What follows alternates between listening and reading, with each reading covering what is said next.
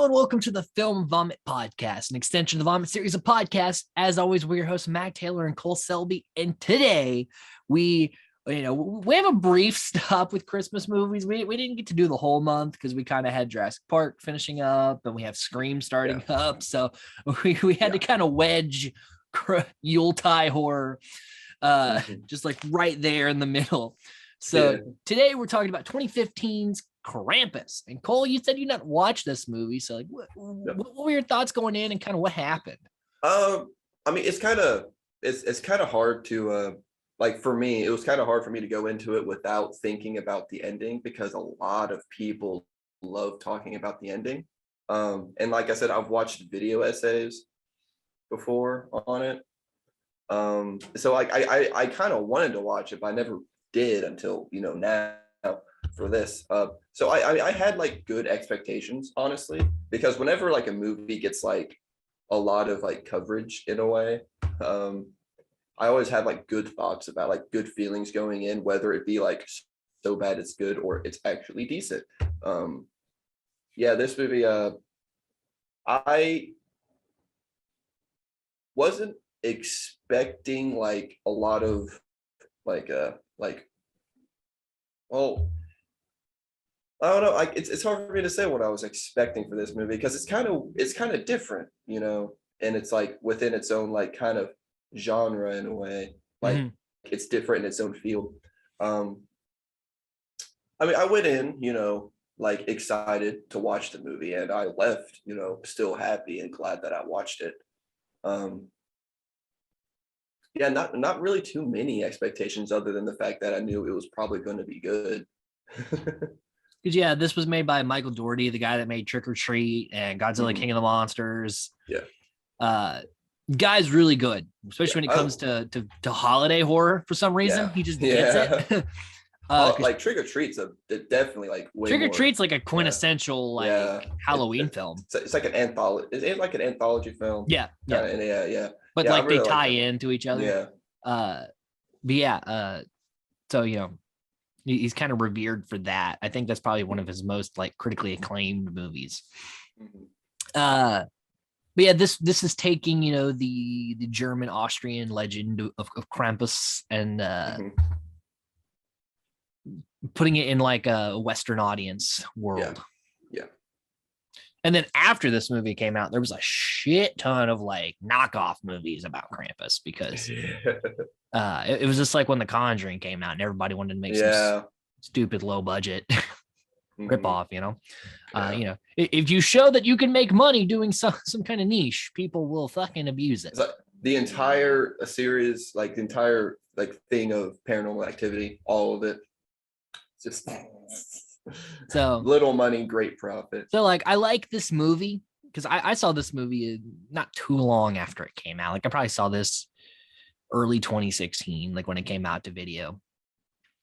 I've always liked it. I've always dug it. That's why I bought it shortly thereafter, because I wanted to. It's a Christmas time rewatch for me. I tend to watch it at least every other year. Since then, just because it's got that nice fight. The first part of this movie feels like an actual Christmas movie. And then it forays into the dark shit. Like, so we start out just like with a family, like, crazy holiday film. And then we start to slowly build to this darkness that will take over. A lot of it feels like, like a classic, especially in the first bits of it. Definitely just feels like a classic Christmas movie. Yeah. And that was done on purpose. Yeah. But it definitely has that feel.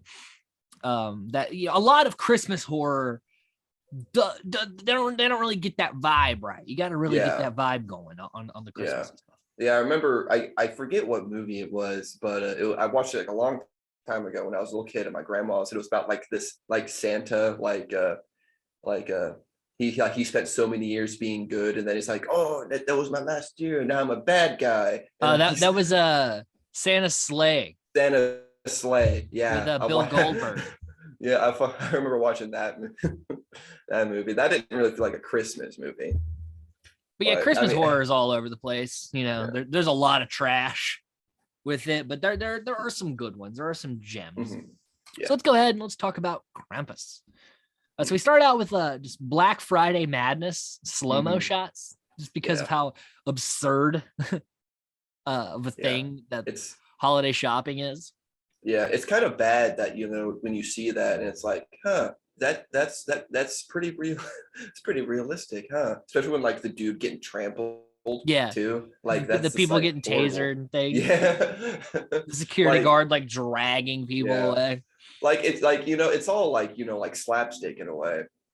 Yeah, But it's like a little over the top with it, but at the yeah, same time, like sometimes it's worse than that, yeah, yeah, depending like on what's going it's on. bad. Like people have like been actually trampled to death Yeah, at Black Friday. Like it's horrible. This it. is why I don't go shopping on Black Friday. This is why I never I wanted do to not work go in to retail. stores. Yeah, Davey worked at retail during this shit. He said it was horrible. He worked at Right. Walmart. It's the worst shit ever. Uh, so yeah, it's Black Friday's not fun, but for some reason, like during this madness, they're like having like a Christmas pageant, Yeah, and our main character Max is fighting a much larger kid. yeah, fucking shoving fake snow in his eyes and Yeah. stuff. Uh, it gets good intro to the movie, kind It is. of the vibe we're setting up. I think it definitely shows, like like this is like something to not take too seriously. Yeah, Like, we're gonna have fun with this. yeah, like we're all having fun. This is a good time. We're gonna start Well, you not off for with some them, but laughs. for us, the Well, audience. yeah, not for them. Like their lives are horrible at the expense of ours, of our enjoyment. So we learned that Max was fighting this kid because he was trying to ruin Santa Claus for some younger kids, and also Max still believes in Santa in a way. Yeah, that's a bit of a thing. It's kind of me too. Like I try to keep the innocence of Santa Claus around Yeah, children. just don't be a dick with like Yeah. ruining it for everybody. Yeah. Let people have their fun. And we see just how like removed, because the holidays can be really stressful and really Mhm. shitty. Yeah. Because a lot of times you're seeing people you don't want to see, and you're trying to get through, like you're kind of forced together, and you don't want to be Yeah. together, and you just try to Yeah. avoid it.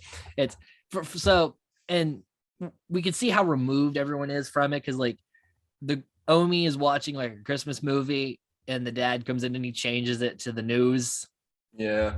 and they're not going to do their tradition thing. And the Santa Claus picture, that's the guy playing Santa Claus, Yeah. is like checking out the daughter's ass.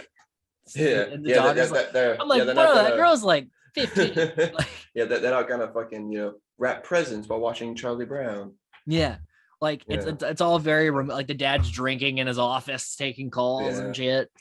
Like it's very much just like kind of how suburban holidays would go. I mean, this is not Yeah. too far off from like Yeah. realism.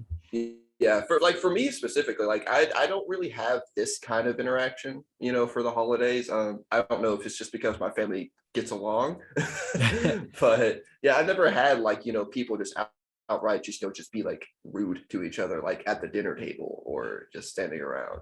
So I mean, like for me, like I don't really get that sort of connection, but I understand how people would end up acting that way, especially Yeah, for family members you might only see during the holidays. like I have like family Christmases I go to or whatever, and those can be kind of crazy depending Yeah. on the year, it seems, but Yeah. nothing like this. But Yeah. there is always that thing of like, oh, I got this like kind of thing to go do, and the Mhm. holidays are just busy and chaotic, Yeah. and not Mhm. it, I try to get in the Christmas vibes, but it doesn't always Yeah. work. Like sometimes I Yeah. just get so, especially like right now with the movie theater business and everything, like it's been kind of crazy. Spider-Man Far From or No Way Home comes out soon, and our numbers Yeah. are like stupid. I'm kind of excited to watch that movie. Yeah, I'm excited to watch the To be movie, honest but with you. I'm not excited for that 9,400 people weekend we have. I'll make it 9401. Boom. One more in the seat. One more. So Also, Beth like doesn't want, like, she's a typical teenager. She doesn't want to spend time with her family. She wants to see her boyfriend and smoke festive bongs. This, Yeah, and you can't even blame her, no, like fuck. I she's not totally would have unreasonable told at that. all. Yeah, like everyone's just being crazy, like around each other. She's like, I just want to get away and get high. And then the white trash family arrives. We have Howard and Linda being Sarah's sister. Their overweight, non-communicative son, Howie Jr. I am like, every time he just kind of shows up on screen, I just can't help but I just have to like hold back laughter. I can't stand looking at his, because he has that like face. blank stare on his face. Yeah, his like cheeks are so big they push his mouth together and make it like puckered looking. Like it's so like it's such a weird looking kid. I'm sorry for saying that, but he really is. And then we have Jordan and Stevie, who are like the tomboy. They're on like the wrestling team. Yeah. They're grumpy because the Steelers lost, was a line that is said about them. Yeah. And they're kind of dicks. Yeah, they are. And they also brought their dog, which yay. The dog's in a little elf costume too. I just found that like that was the star of the show. Yeah. And surprise, we brought our drunk aunt that nobody likes. Yeah. And like, I can't blame Sarah for being pissed about that, because it's like, what are you doing? Yeah, I already don't want to see you. Even her sister was like, I'm like whispers, I'm sorry. Like when she walks through the door, like she already knew this was not gonna go well.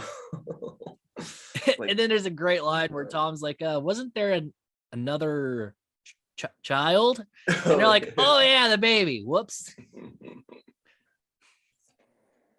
No, you forget a baby, but well, Sarah has that line about like people should take a test before you reproduce. Yeah, I thought that was like a little back and forth between her and the daughter. Because clearly, like the one sister, like Sarah, kind of like has money and like kind of married into this like suburban thing, and then Beth did the opposite, where she like ran away and got married to like white trash bumfucking nowhere. Yeah, to a countryman who likes guns and big trucks, cars. Yeah, football. Not really much to his. Yeah, pretty basic. It's a pretty standard David Koechner character. Like he kind of plays this character a lot. He really does. He plays this kind of character really well, but he does it well. Like this, but like, and that's something I wanted to. I guess I'll just bring up now. Like the characters in this movie are fucking amazing. Like the way they all play the characters that they're given. They had a great cast. It's great. Like I was actually just telling my fiance about just the other day. I was telling her, it's like, yeah, there's like a bunch. Like I was trying to explain to her that it's not really too much of a horror movie, and I was telling her, it's like, you just gotta look at the cast, like the cast are like they're like comedy actors for the most part. Yeah, they're comedy actors for the most part, but they do extremely well in this movie, and like I'm really just kind of blown away by the characterization. Like the characters are the greatest part of this movie, you know. Like they're fleshed out enough, and like they all within like, 90 minutes we know who they are, and that's but they're not like yes, they kind of fall into certain like stereotypes, but like they're trying to play around with it within the time allotted. Like it's not cut and dry. They're not like cookie cutter characters. Yeah, like you know, like I find myself like kind of a little giddy when I see that interaction sometimes. The weakest character besides like Howie Jr. is like Omi, because it's like I have some problems with Omi's character, which we'll talk about. Okay. Let's see here. I always lose my fucking place. Oh, we have the non-traditional holiday dinner, because Sarah does like that like wealthy woman shit, where like she's like trying to find alternative meals, or like they're having like this Cornish hen and like things and like the Southerners are kind of judging her for that, but also like I kind of judge her for that. Like, you know, you don't have to go overboard like this for Christmas. Like, you can just make something simple. Yeah, like you know, I've cooked for several Christmases now. Like I've never been one to kind of fucking stress about the food too much. For Just like find something everybody likes and make it. Yeah, cook some, or like what my dad does. Everyone like he just says, "Hey, everyone, bring like a thing, like a side, or make something," and then I'll make. To be fair, they brought what I think is hash brown casserole. It looked like baked mac and cheese to me. It could have been mac and cheese and hot dogs because there was a line about that. Oh yeah, there was, but like, is that? But also, wrong? they drove like 6 hours with it, so maybe that's not great. Probably, I mean, slap that bitch in the oven. Like this for me is like a particular thing I disconnect from. I've never been so upset about food. I've never been so upset. It's like, oh, you made this instead of this for Christmas. Oh, I guess you're a fucking bitch. No, no, just give me my mac and cheese. Hey, mac and cheese is never a bad thing. It never is. It's like the star of the show every time. Listen, noodles and cheese is just you win. It's a win. Yeah.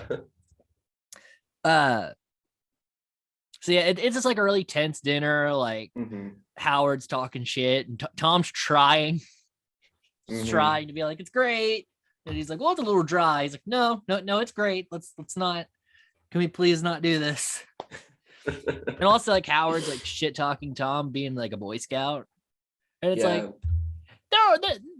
there you learn survival skills in Scouts. It's not. I mean, I think if we were just, ask, some of our friends about how, I was a Boy Scout. Boy Scouts were, it's not just, I wasn't a good one, but I was. What did he say? It was just the can weaving baskets and crossing maybe old ladies like cross the street or something. Yeah, walking an old lady across the street. Sure, but I mean, it's more than that for one, and for two, are you just gonna let an old lady sit there on the other side of the street without help? You monster. Well, it depends. Some old ladies suck. They can get themselves across the damn street. Some of them. Just saying. Yeah. It's a situational thing for me. So yeah, it's very tense. And then it decides to get more tense because Sarah's stressing, making creme brulee, which is like, again, you don't have to go all out for these fucking people. You could have made fucking brownies and everybody had been fine. Yeah. Make up cake. And Aunt Dorothy comes to talk more shit, and she's like, will you just shut the fuck up? Yeah. You and your trailer. It's like, we'll just go to your trailer next Christmas, and you can do all the decorating and the cooking and cleaning. like goddamn, fucking snappy. Except we won't go to your trailer because no one likes you because you suck. Yeah. Man. And then Stevie and Jordan decide they're gonna read Max's letter aloud. Which I don't know how they got a hold of that letter.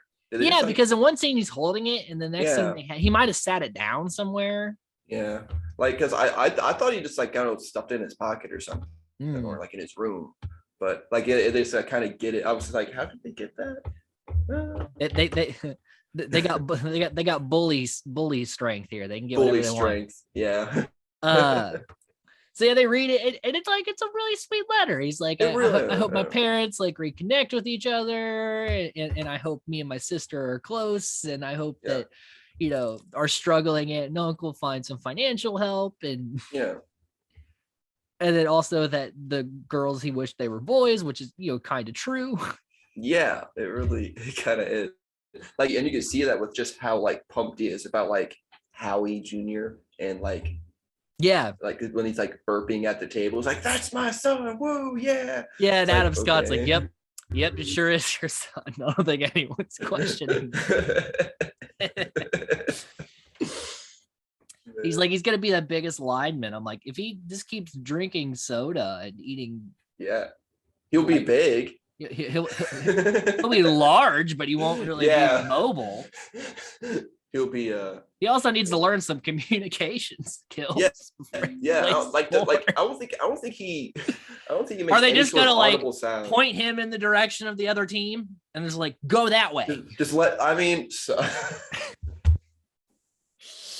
if he's good enough, he's big enough. It's just like, go that way. He's just so round. He's like a blockade. So bulbous, they can't get around him.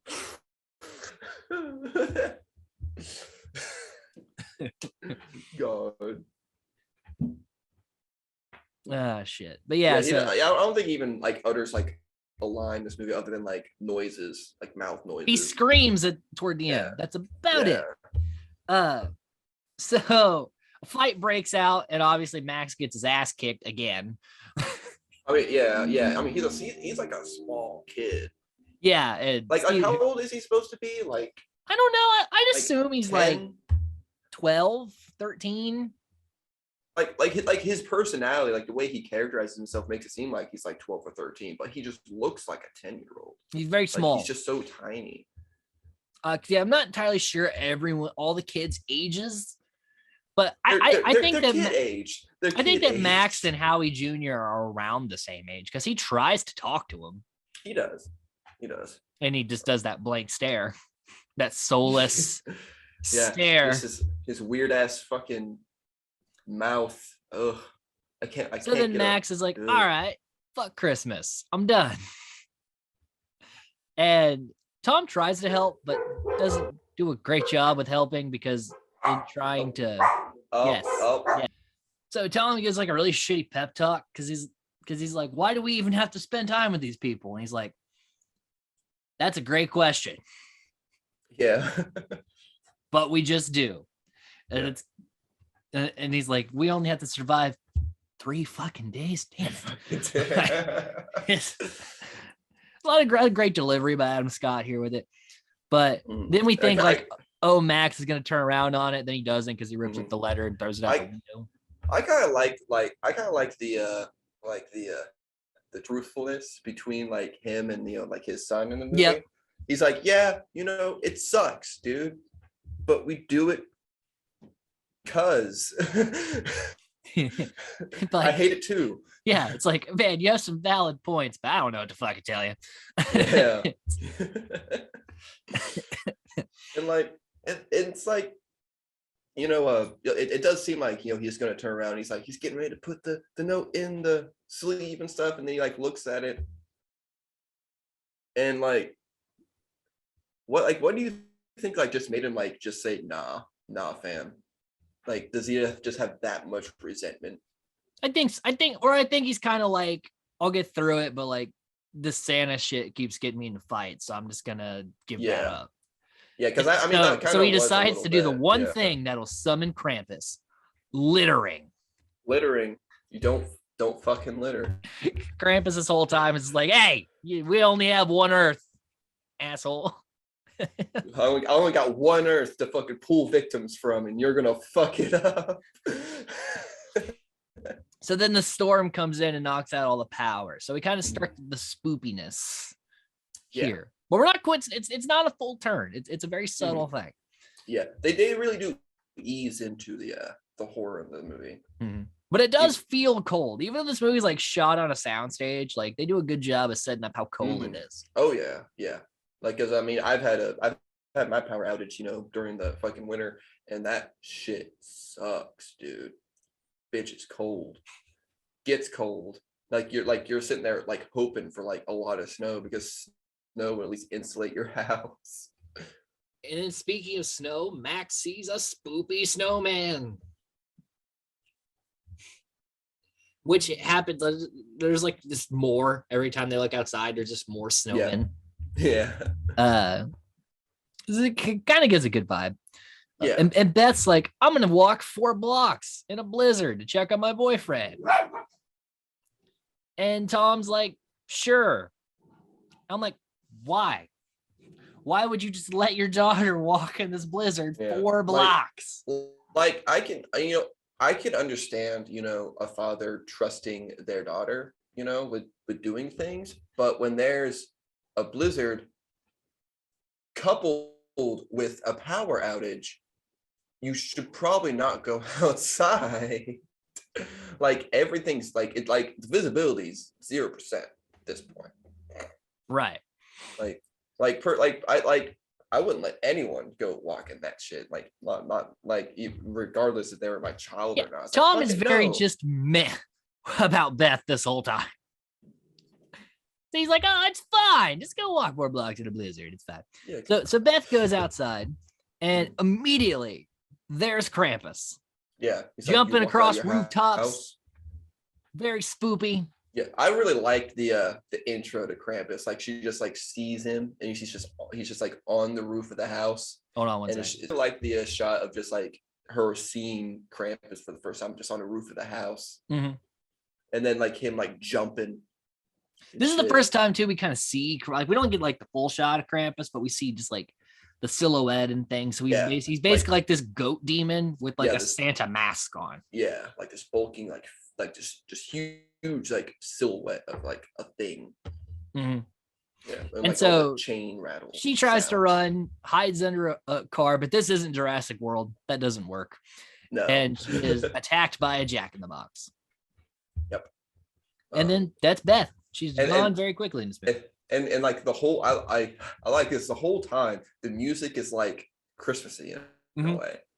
Like I love that. The score, it takes like Christmas music and just gives it a little bit of like that more fast-paced horror vibe to it. Yeah, and it's like you know, like you get the horror, and this is like, you know, a bit of a like a heavy scene, I would say, compared to the other you know, like deaths in the movie. Like because, you know, like there's like time spent on it. You see her hiding from it. You're intimate with her, like her character. And then you get like the crazy screaming and the band shaking. It's like it's visceral in that sort of way. But like without showing any gore. Yeah, which is another thing I like about this movie. It doesn't really show a lot of gore at all. A lot's left to your imagination about what kind of happens. Mm-hmm. Yeah, and like this is like the most like impactful death in the movie for me. Like, I mean, also it's the first one, but it is also the one given the most time, and you know, like it's like a solo performance for her character. I really do like that. Oh, there's also this moment where Sarah's like, get Omi out of the fireplace, and I'm like, you leave. Omi can do whatever the fuck she wants to do. Okay, if she wants to start a fire, you leave her alone. She's not a child. Just because she doesn't speak a lot of English doesn't mean that you just go telling her what to do. Yeah, for real. I keep the fire hot. So it's getting dark, and they're like, Beth doesn't come back. Tom's like, oh, she's fine. Yeah, they're really chill about it. Like, I was when I lived with my dad many years back, I went out and just started walking. I was like maybe like 10 minutes late from walking, and he was freaking the fuck out. Like I don't know any father that would not be, you know, in some sort of state of panic. Yeah. At you know, at the aspect that, you know, their daughter that went walking in a snowstorm during a blackout and was only given a 1 hour time limit has not come back within that time limit. Like, you're really chill for this whole experience. He's just like, shit, fine. He's fine. Like, no one freezes to death around here. God. Yeah. Like, I mean, I can get it, you know, like he's like, oh, we're in a safe neighborhood, but it's like, no. And then also, like, here Sarah and Tom kind of like try to like, they're like, oh man, like we've been caught up in all this hubbub of life. We haven't really taken time to each other. And they kind of like, like they don't have like how this movie could have gone, where it's like they have like a terrible marriage. He's always working, she's always doing her thing, and they don't spend a lot of time together. And that's kind of that's kind of what Max was talking about. They just need to be be forced together for a little bit because they're always, you know, life is busy. So I like that they took that approach and not just made like, oh, they shouldn't be together, but they're together kind of thing. Yeah, like you know, it's just, you know, that's just kind of like an aspect of life in a way, you know. Like when me and my now fiance, like when we first moved in together, like we both had to work and we worked different shifts. Like, yeah, it sucks not seeing each other, and it does, you know, take a toll. But relationships are hard. And it's just it's a difficult, especially when you add kids, complicated thing. Shit, yeah, careers, like it's hard. Yeah, I think the son just really doesn't like understand that fully, like he doesn't Right. understand that his father has to work, like he has to do this. Yeah, I mean, yeah, like you always hear, like in all the fucking like was it Hallmark Christmas movies, like, Yeah. oh, the dad's spending too much time at work, and he's got to sacrifice his work for his family. Like sometimes you just have to fucking do it. That's what puts everything. That's what puts Especially food on around the the holiday, table. because a lot of people Yeah, get paid more money to work during the yeah, holidays. yeah. So Holiday pay sometimes is you're like, fuck it, amazing. we'll take a vacation in February. Let's Yeah, just get through yeah. this couple months. Like that works. What put food on the table is what put the fucking presents under the tree. Right, right. Like it's. I mean, maybe not to him. He probably still believed in Santa, but still. Like So Tom and Howard, they're gonna go look for Beth, and they're gonna yeah, see if they can find someone with some power, and try to figure out how to get through this mess. yeah, and like this whole area of the movie kind of it gives me like the Mist vibes. I think what was it called, like was that it was called the Mist from there. Because basically all you see is snow. You can't Yeah. see anything else. It's just Yeah, Gray and snow. yeah, like And they go looking around. They find the delivery truck, which the delivery man has been ripped out of. mhm. So they get guns. And Howard gives Tom shit because Yeah. the pistol is heavy, but it's like, yeah, that's a big ass. I actually Gun. I have that exact same gun in my closet, and it's heavy. I'm sorry, it's a little bit heavy. I mean, yeah, I mean, sure, if you grew up around guns and you're used to that crap, and I don't know, it might like you might want to fucking show off your big dick and be like, oh, it's fine, but no, it's a heavy gun. And, like those are like 357s are heavy pistols. so they kind of they Go around. They find Derek's house, which was best boyfriend, and it's barren and Hmm. snows everywhere. And there's a ginger dead man knife to a fridge, which we'll find Mhm. out more on that later. And yeah, looks like no one's there. And then they hear Beth screaming and run out, and Howard is attacked by something in the snow, Mhm. and Tom saves his ass. Oh yeah. And they get back to the house. Yep. And so they know like shit's wrong, Hmm. and they're kind of stranded in this house. Yeah. There's that isolation. And And they're like, don't and- tell the kids. And I'm like, what do you yeah, mean don't tell the yeah. kids? We're gonna be boarding up windows and telling them it's okay. Yeah, that's what I was about to say. Like, why the fuck would you hide this from the children? Like, I understand, the thought process. Like, oh, they're kids. We don't want to subject them to this negativity in life. I'm like, bitch, it's like it's all negative. All of it's negative. Just be straight with them. Yeah. In fact, if I feel like if they were just straight with them from the get go, they probably could have helped Yeah, because it's like, listen, a little like, bit. if it's life or death, they should know that. Yeah, like, hey, your life is in danger, And then Sarah goes, and that's scary. Sarah Yeah. goes, what about Beth? And he's like, I'm sure she's okay. I'm like, what do you mean?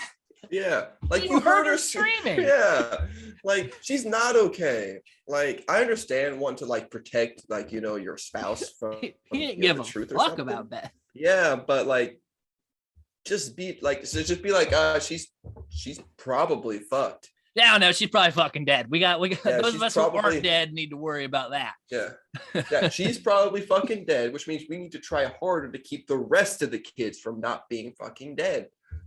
And also the truck is ripped apart. So And also the truck- Lucinda was murdered. And Linda R.I.P. and Sarah also, they kind of try to like sister bond here a little bit, because it's also kind of felt strange. for a little bit though. Because it seems like they were close to their mom, and when their mom died, they kind of separated a little bit, which happens. Yeah.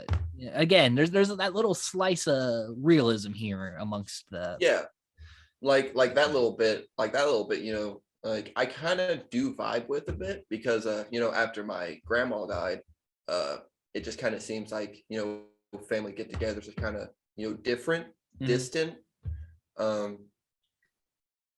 So like I do kind of feel that between them two. So it's like like the anchor that kept them the game, that kept them together has been cut off, and then they're just kind of like floating there, right. like not knowing what to do.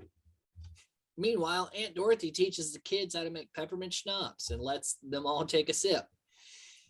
Because again, we're all probably going to die, so let's go ahead and get drunk. Yeah, like I mean, when I was a kid, my family always let me take a little sip every now and again during the holidays. Like I know people might think of that's like, oh, that's horrible. It's like, I mean, that's a little fun, honestly. Hey, and again, the situation. Yeah, and the situation. Like, give them the whole damn bottle. Yeah. Fuck, if they're a kid and they're gonna die, let them do whatever the fuck they want. So then the kids, they overhear everything, so they know they're kind of boned too.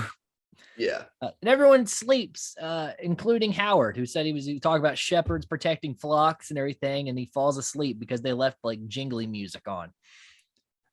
And when the tablet dies, here comes the menace, because a hook comes down the chimney, because the one thing was to not let the fire go out. Fire went out. Yeah. So gotta listen to old grandma. So the hook comes down and a gingerbread man is attached to it. And Howie Jr. wakes up and decides he's going to eat this random gingerbread man in the fireplace. He doesn't make a fucking sound at all. He's like, hey, what's this? It's like, ooh, what the fuck is that? It's like, he doesn't nudge. Someone's like, hey, what's this thing? Nope. He's just going to go eat it. Just like his first instinct is to grab a gingerbread man cookie on a chain. He just grasps it and just gnaws it, goes, eats the damn, takes a bite. And then the gingerbread man gets pissed because it took a bite out of his head, and they pull him up from the chain. So Howie is taken up the chimney, and now everyone's panicked. Mm-hmm. Yeah, extra panic because they actually saw a child being taken, and Sarah saw the gingerbread man. Oh yeah, which really fucked her up a little bit. Like you can really see. On the tree also got lit on fire for a little bit, so that was a thing that happened. Oh yeah, because I think because didn't she like kick the log out? Yeah, like one of the ember logs like rolls under the tree and catches it on fire. Which, fucking wrapping paper just fucking light up that quick. By the way, be really safe. And they had one of those faux trees too, so that goes up pretty. Oh yeah, it's just horrible. So then Omi decides she's going to speak English for a little bit, and the only time where she really does. I love the aunt's reaction. It's like, oh, English, I fucking knew it. And she tells the story of Krampus, but like animated. Like they do like this this kind of like construction paper animation thing. Yeah, which looks really cool. Yeah, honestly, it's probably one of the more interesting segments in the movie. Mm-hmm. Yeah. And basically, when she was a little girl, like her town was like starving and like killing each other. So there wasn't a lot of Christmas spirit. And so she kind of lost her spirit. And then Krampus came and fucking took everybody and left her with a bell. Because that's kind of the story of Krampus. Like, when you don't believe, he comes to take things from you. Yeah. Yeah. I kind of get like the gist of her growing up like in post World War II Germany. Yeah. I think. So like it'd be a lot of like especially during the animation. So she like gets a loaf of bread and like everyone just fucking like tears it like from her hands, starts ripping it apart. So like it's a very, very depressing time. Yep, and it's kind of sets up because Krampus is supposed to be like Saint Nicholas's shadow, like the dark side of Santa Claus is this ultimate good. And Krampus is like this ultimate evil because where there is one end of the spectrum, there kind of has to be the opposite end to balance. Yeah. Also, I don't think of Krampus as an ultimate evil, but we'll get to that later. Like, but it's kind of like that. Yeah. Because in Germany, Saint Nicholas isn't exactly the ultimate good either. I think Germany doesn't have all good things. The best you can get is like okay. Yeah. Fucking I think they actually had their Krampus walk recently, their annual Krampus walk. I think I watched some videos about it. They have some really fucking cool costumes. Like the people that do that, it's fucking neat. If anyone wants to watch the Krampus walk, like that shit's cool. Like people are pretty inventive. Howard's like, great story. I'm going outside. Yeah, he's just like bullshit. absolute bullshit. Like your son got taken by a gingerbread man. I feel like you should, Granted, he didn't know there was a gingerbread man there yet. but still, like, He didn't okay, know your son got pulled up by a chain. From the chimney. So still, like you could kind of feel for him a little bit for like, he wants to save his son. Outlandish, yeah. But then elves scare them away. Oh yeah. The elves. And Omi basically tells them they're fucked. There's not much they can do to stop that. Yeah. I mean, they're like, all right, we're gonna go get the plow. Krampus kind of like already made up his mind. Yeah, I mean the box is open. Yeah. Like Fallen Kingdom, you can't put it back in the box. So the plan is to get in the snowplow, which has been sitting out in the snow with a big hole in the windshield for like a day. Probably not gonna start. Yeah. And get in the car and find civilization. But before that can happen, Jordan is eaten by a jack-in-the-box, which is a terrifying visual. It is. It really is. Again, no blood and gore stuff, but you see the boots just see it like sliding down the mouth, and like, ew, and the jack-in-the-box like connected to this big old like fucking bag, like canvas bag thing on the back end of it. Well, like, it's like a snake with like the rattle being like the actual box thing it's supposed to go in. Yeah, it reminds me of like a big old fucking caterpillar, like the shape with like the unhinged jaw thing. Like yeah. So it's very creepy. Yeah. So yeah, Jordan got eaten, and everyone gets in a fight. Beth fights the bear. Sarah fights the angel, which is super creepy. Tom fights the robot, and Howard fights the gingerbread cookies. Tom kind of gets ass beat by the robot. He doesn't really fight. Well, I mean, it thinks it's got a giant knife on the front of it, so it's kind of hard to fight that one. Everyone else is like smacking it and trying to avoid things, and Tom's just getting shanked in the corner. I wonder what toys Krampus used like back in the day, because he wasn't using little toy robots. Yeah. Like he just had like a wood block man with a knife taped to the arm. It's like, come here, bitch. And also Howard's fighting like the gingerbread man who are like shooting a nail gun. Yeah. But he ends up like shooting like a lamp and lighting them all on fire, which is a fun little scene. Yeah, And the gingerbread cookies are voiced by Seth Green. Oh, that's cool. Well, fun fact. Which also, like, I know this is a little pet peeve of mine, but nail guns don't work like that. They're not projectile weapons. They're not like you don't have an automatic kind of thing. You might be able to do something like that with a nail gun if it's connected to like a pressure, like a air pressure tank, maybe. But they're not like bullets. But it's a cool visual. Yeah, it is really cool. And it's funny seeing the gingerbread men shoot Howard. It is pretty funny. And then they all kind of regroup and they're like, oh man, you sure you don't believe us? He's like, I just got my ass beat by a bunch of cookies. Okay. I'm in now. I'm all in. Yeah. And then Rosie attacks the jack-in-the-box but gets eaten, but it falls through the roof because it's so fat and bulbous. And then all the other things attack again. So they shoot the bear in the head, and you hear the Wilhelm scream when it gets shot. Nice.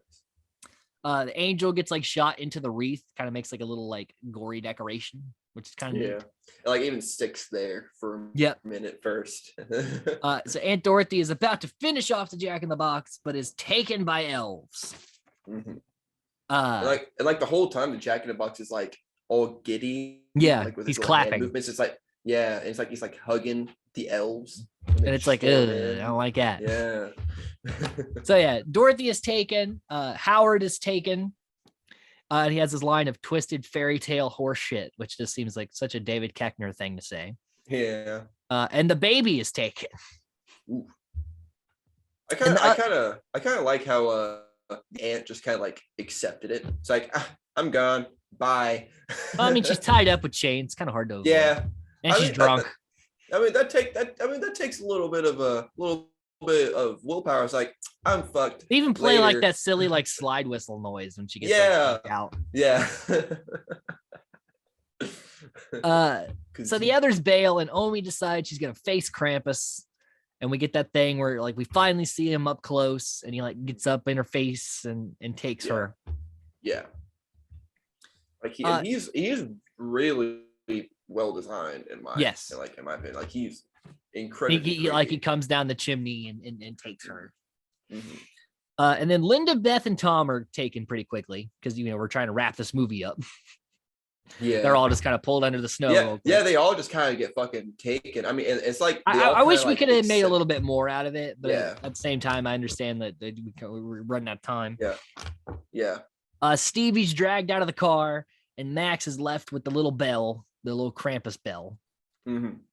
And Max walks up to Krampus like, "No, man, fuck that. Give my people back."